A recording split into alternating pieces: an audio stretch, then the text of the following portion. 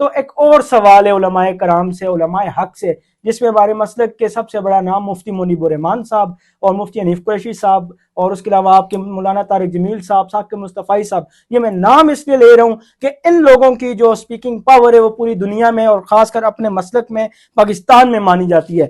حالیہ جو مسئلہ ہے حق خطیب اور اقراء الحسن صاحب والا، اس معاملے پہ آپ علماء کرام کیوں خاموش ہیں؟ کیونکہ اقراء الحسن کا یہ دعویٰ ہے کہ ختم نبوت کے نعرے کو غلط استعمال کیا جا رہا ہے۔ اگر وہ اپنی جگہ ٹھیک ہے، ختم نبوت کے نعرے کو غلط استعمال کیا جا رہا ہے، تو اس پہ پھر علماء حق کی جو زبان بند ہے وہ کچھ بات نہیں کر رہے، تو وہ قیامت والے دن کیا جواب دیں گے؟ حق خطیب کی طرف سے جو سوال کیا جاتا ہے، بلکہ الزام لگایا جاتا ہے کہ اقراء الحسن کو قادیانیت سپورٹ کر رہی ہے۔ اگر حق خطیب صاحب اپنے معاملے میں سچے ہیں اور آپ اقراء الحسن کے خلاف نہیں بول رہے، تو پھر آپ قیامت والے دن کیا جواب دیں گے کہ آپ اقراء الحسن کے خلاف کے مطلب قادیانیت کے خلاف نہیں بولے؟ اگر تو ٹھیک ہے حق خطیب، تو بھی آپ کو بولنا چاہیے، ولایت کی آپ کو دفاع کرنا چاہیے، اور اگر اقراء الحسن صاحب ٹھیک ہیں اور وہ یہ کہہ رہے کہ ختم نبوت کا نعرہ غلط استعمال ہو رہا ہے، تو اس پہ آپ لوگ کیوں نہیں بولتے؟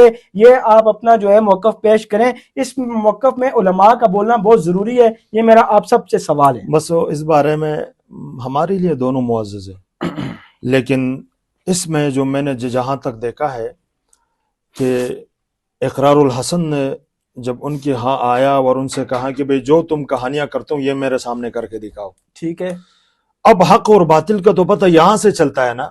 اگر میں کہہ دوں کہ بھئی میں نے فلانا بات اس کتاب میں دیکھی ہے اور میں اس کا قائل ہوں، ٹھیک ہے، پھر جب آپ کہیں گے تو یہ میرا حق بنتا ہے کہ میں آپ کو بتاؤں۔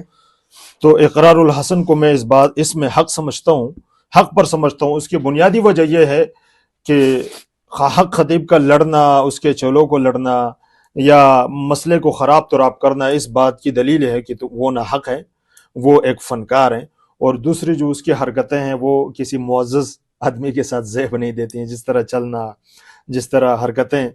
تو میں علماء سے بھی کہوں گا، اور خاص طور پر جو حق خطیب کے مریدین ہیں، آپ اپنے حق خطیب کو یہ کہہ دیں کہ بھئی اقرار الحسن کون ہوتا ہے؟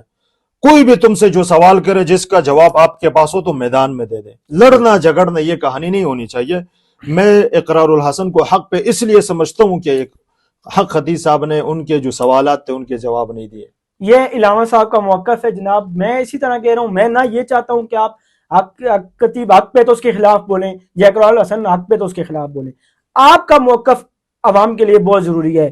آپ خاموش ہیں تو دونوں طرف سے انتشار بڑھتا جا رہا ہے اور مسائل بڑھتے جا رہے ہیں۔